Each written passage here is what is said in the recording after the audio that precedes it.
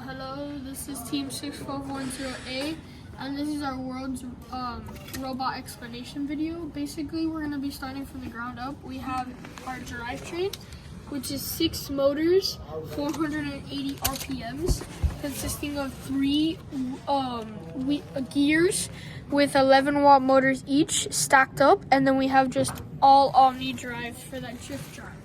Then we have plastics and bracings to protect all of our channels to prevent bending. And then even to furthermore protect bending, we have a 32-hole steel crossbeam and another full crossbeam, but this one is aluminum, to prevent all bending.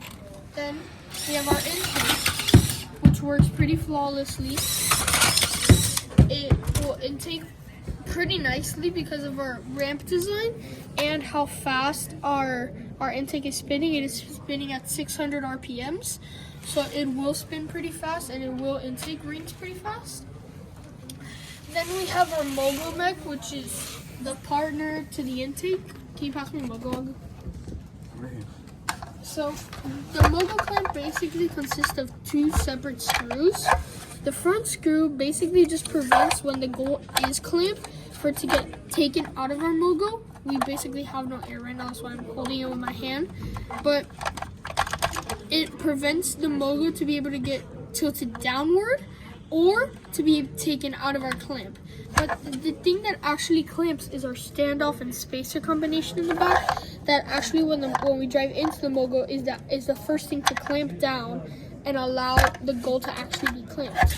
And then we have our hard stops in the back, so when the goal is feed in, it's not allowed to go any further down than what we want it to be. We have just basic plastics here to not allow the goal corner to get fed into the corner, because then we truly have a bad clamp here.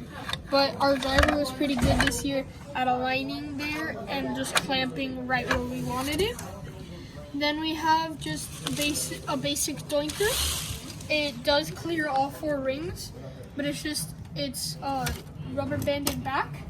So when we move all of these things, we can go up, release our doinker down, and we can clear all 4 rings. Obviously you can't do that in a match, but that's just a description of how it works. And then lastly, for our whole robot, we have our wall stake mechanism, which consists of a Lady Brown 11-watt motor, just 100 RPMs direct, so a red cartridge, and it basically is just a P loop where it can go into load position, which I can show now.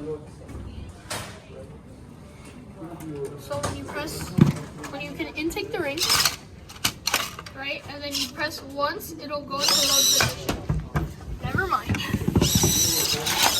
It'll intake the ring, get ready in load position, and then in our second step of the P loop, it'll actually move the ring backwards, move the hook backwards, right, allowing the hook to get out of the way, and then allowing it to score on the wall.